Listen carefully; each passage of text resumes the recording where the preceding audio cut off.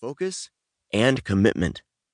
That's how you discover new abilities, Dad explained. Let me try, I said, making a small ice cube in my hand. Then I concentrated with everything I had, but I couldn't absorb the ice cube. Give it some time, Peter, Dad said. These things happen when you least expect them. Mom brought a plate of fresh cookies into the living room. They're still warm. Be careful, she said. Where's Grandpa? My brother Ben's joyful noise traveled down the hallway. He was riding on Grandpa's lap as they both zoomed around in Grandpa's wheelchair. I'm pooped, Grandpa said, wheeling to a stop. He sniffed little Ben's rear end and scrunched his nose. And from the smell of it, so are you. Ben can turn invisible, which makes babysitting a big pain. How do you watch an invisible kid? Grandpa is a retired superhero, but every time I see him, he's using a new power. He sprouts giant wings, possesses super eagle-eye vision, and even has a long tongue for eating bugs. Gross. I think he keeps his abilities a secret on purpose. I wonder what other things he can do. It's snowing! I screamed, running to the window. My siblings and I were hoping for a snow day, so we can get out of going to school the next day. Sure, it was the last day of school before the holiday break, but a day off was a day off. Now that small white flurries were gently falling, it looked like we might get our wish. Nothing is going to ruin this holiday, I said. Gavin slapped me on the back of my head. Way to jinx things, jerk, he said. Saying something like that just invites bad luck. Chapter 2. Snow Day.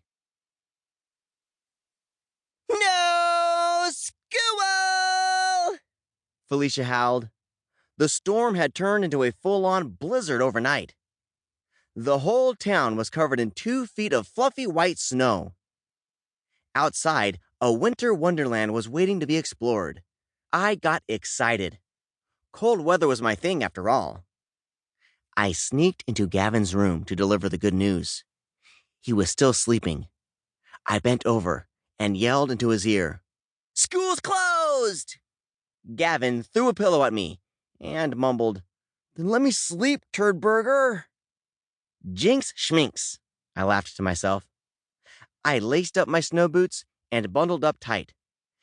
Technically, my ice powers made me immune to the cold, so I didn't need to wear a coat. But I still wore one to look stylish. That, and Mom said it helped me keep my secret identity secret.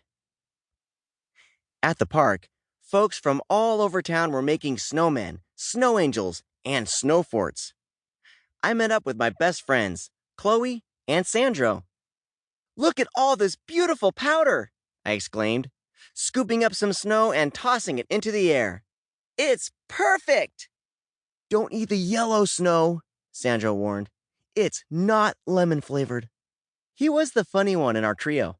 His appetite was legendary.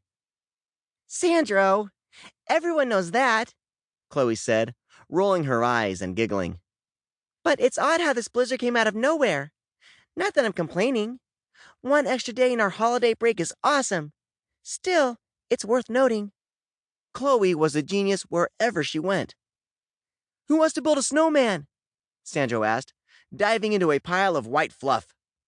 We gathered up snow and crafted the coolest trio of snowmen. We used tree branches to make their arms and rocks for their eyes. Chloe gave her snow girl a mohawk, and I made mine into a lion with a mane of icicles. Look at them, I said, proud of our work. Someday, I'll command an army of snowmen just like this, and together, we'll save the universe. Don't get ahead of yourself, Peter, Chloe said. You've got a while before that happens. Don't I know it, I thought. How should I decorate mine? Sandro asked, pointing at his faceless snowman. He looks sad and kind of scary. Sandro grabbed a dirty old